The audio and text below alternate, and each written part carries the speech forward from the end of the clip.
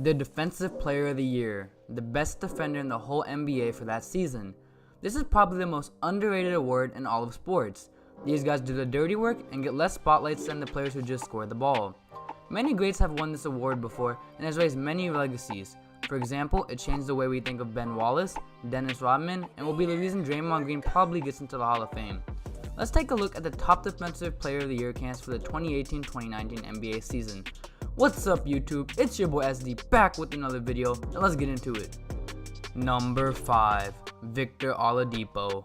Victor is probably one of the best two-way players in the NBA today. Last year he led the league in steals with 2.4 steals per game. With an amazing work ethic and all the hard work he's put in the gym this summer, I wouldn't be surprised if he's able to raise that average. He can also block shots, being ranked 3rd out of all guards last year with 0.8 blocks per game.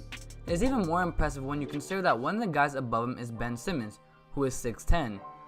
He also made it difficult for his opponents to score against him, holding his opponents to only 45% shooting. Oladipo would be higher on the list if the award was not focused on big men. The last guard to win the Defensive Player of the Year was Gary Payton in 1996, which is over 20 years ago. If he can be an even better defender than he was last year, he might actually end up having a chance. Number 4. Rudy Gobert. The 2018 Defensive Player of the Year and the anchor of the Jazz defense. The Jazz had the second best defense last year thanks to an amazing job Gobert did in the paint. He was 3rd last year in blocks per game with 2.3 a game. One of the players above him was Kristaps Porzingis, who will miss the upcoming season, so he shouldn't move up on that list barring any decline. He has had a defensive box plus minus of 4.6, which means his defense was out of the world last year. He held his opponents to 45.4% shooting, and once you consider he goes against bigs, it is even more impressive. Most big men shoot around 55% since most of their shots are close to the basket, so for him to have such a low percentage, it is very impressive. The only thing preventing Gobert from being higher on the list is a lack of athleticism. The players above him on this list possess it, and I feel like that's going to hurt his case this year. Number 3. Kawhi Leonard. Kawhi is always in the race for Defensive Player of the Year and probably would be in the race last year if it wasn't for his injury. I'm not going to get into his stats because everyone across the NBA knows Kawhi is an elite defender and is capable of locking up the best scorers in the league each night. He has won the award twice and has a legit shot at becoming one of 4 players to win it 3 times.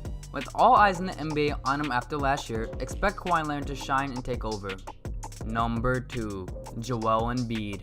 The number 2 finisher of the 2018 Defensive Player of the Year award. He is very young, only being 24 years old, and is still developing, so expect him to take another step forward this year. He is a hard worker, so he definitely has a chance to be the best defender in the league this upcoming season. He is very mobile and can even take guards on the wings at times due to his athleticism.